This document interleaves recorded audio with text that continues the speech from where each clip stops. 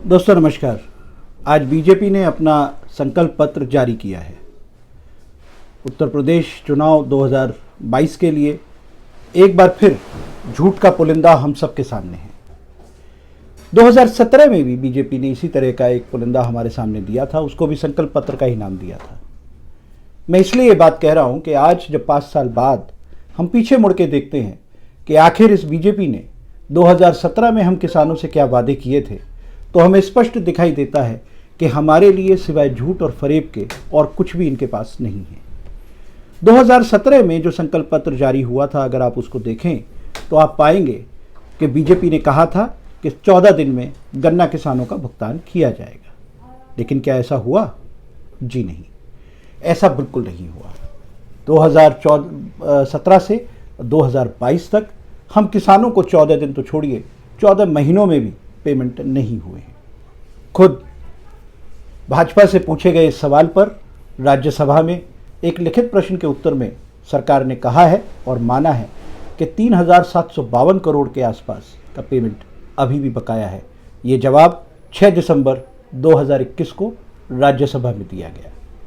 सवाल पैदा होता है कि बीजेपी आखिर ये लगातार झूठ क्यों बोलती है। शायद चुनाव में जिस तरीके के हिंदू मुसलमान सांप्रदायिक आधार पर झूठ फरेब बोलकर जो लगातार जीत बीजेपी ने हासिल की है, उसी से झूठ बोलने का अदम्य साहस अब बीजेपी के अंदर है। हमें नहीं भूलना चाहिए दोस्तों कि मोदी जी ने खुद उत्तर प्रदेश चुनाव में 2017 में लगातार न जाने कितनी सभाओं में ये कहा कि चौधरी चरण सिंह के नाम से एक कोष बनाया जाएगा और उस कोष से उन किसानों का पेमेंट किया जाएगा जिनको मील ने पेमेंट नहीं किया या डिले किया, ताकि किसानों को उनका पेमेंट टाइम से मिल सके। क्या 5 साल में बीजेपी ने वो कोष बनाया? क्या किसी एक भी किसान को उस कोष से एक धेला दिया गया? नहीं, न नौमन तेल न राधिका नाचे। इसी कहावत को मानते हुए बीजेपी ने वो कोष बनाया ही नहीं। इसी तरह का एक और झूठ, एक और फरेब शायद हम लोगों के सामने एक बार फिर परोसने की कोशिश की जा रही है। इस बार के संकल्प पत्र में कहा गया है कि 5,000 करोड़ का एक कोष बनाया जाएगा, जिससे जो चीनी मिल हैं उनका जीर्णोद्धार किया जाएगा। देखते हैं, ट्रैक रिकॉर्ड बताता है कि ये जो कहते हैं वो कभी नहीं करते। यही सच्चाई है। तीसरा जो बिंदु है गन्ना किसानों के लिए, वो बड़ा अहम है। योगी सरकार ने 26 अक्टूबर 2017, अगर मुझे सही से ध्यान है, मैं एक बार चेक करके बताता हूँ, ये तारीख है, हाँ 26 अक्टूबर 2017 का एक आदेश है।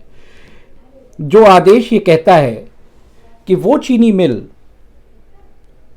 जिन्होंने किसानों का समय पर भुगतान नहीं किया है या विलंब से जो भुगतान है उसके ऊपर ब्याज नहीं दिया है, उन मिलों को कोई रिबेट नहीं दी जाएगी या उन लोगों को ये अधिकार नहीं होगा वो किसानों से जो क्रय केंद्रों से और मील तक का जो भाड़ा है वो वसूल सके।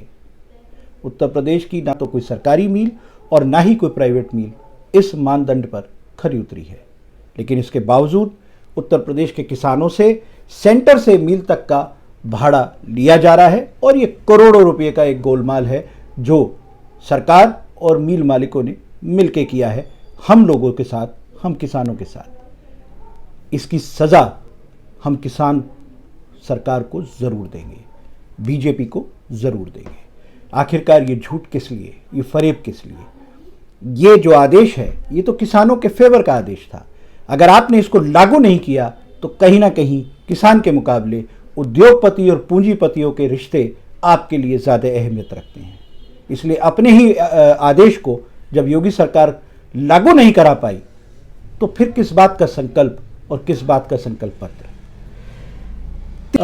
चौथा पॉइंट जो है वो और भी इम्पोर्टेंट है। 2020 में सुप्रीम कोर्ट का एक आदेश आया है। एक सुनवाई के दौरान उन्होंने ये आदेश दिया। कुछ मील सुप्रीम कोर्ट गए थे, उन्होंने कहा कि जो एसएपी है इसको कैंसिल किया जाए और एफआरपी के आधार पे उसी को एक लीगल रेट माना जाए। सुप्रीम कोर्ट ने उनकी मांग को खारिज करते हुए यह आदेश दिया कि एसएपी और एफआरपी दोनों ही लागू रहेगी और साथ ही साथ इस बात को भी क्लियर किया, साफ किया कि इनमें से जो भी अधिक होगा वही मूल्य किसान को दिया जाएगा। दोस्तों, एफएपी और जो एसएपी और एफआरपी है, इसमें जो मूल्य निर्धारण की जो प्रक्रिया है वो बड़ी उसको समझने की ज़रूरत है। एफआरपी का जो रेट है वो 10% रिकवरी के आधार पर तय होता है और उससे अधिक जितनी भी रिकवरी है वो भुगतान जब आप जोड़ेंगे तो उत्तर प्रदेश में लगभग 70-71 ऐसी मिलें हैं जिनकी रिकवरी रेट के आधार पर अगर आप देखें तो जो एसएपी है उससे वो रेट अधिक हो जाता है। ये जो करोड़ों रुपए का घोटाला किया गया है किसानों के साथ, ये जो धोखा दिया गया है किसानों को, आखिरकार सुप्रीम कोर्ट के आदेश के बाद भी ये क्यों लागू नहीं किया गया उत्तर प्रदेश में, ये इसकी जवाबदेही योगी सरकार को देनी होगी। और हम ये मानते हैं कि हमारे साथ ये धोखा है। सुप्रीम कोर्ट के आदेश को ना मानना, उसको छुपाए रखना, उसको लागू ना करना, इसकी सजा बीजेपी को जरूर दी जाएगी। इस बार वोट की चोट दी जाएगी, सजा दी जाएगी। हमारे साथ जो धोखा, जो झूठ, जो फरेब किया गया है, इस प्रदेश का जो गन्ना किसान है वो आपको बख्शेगा नहीं। गन्ना किसानों के लिए सिर्फ इतना ही।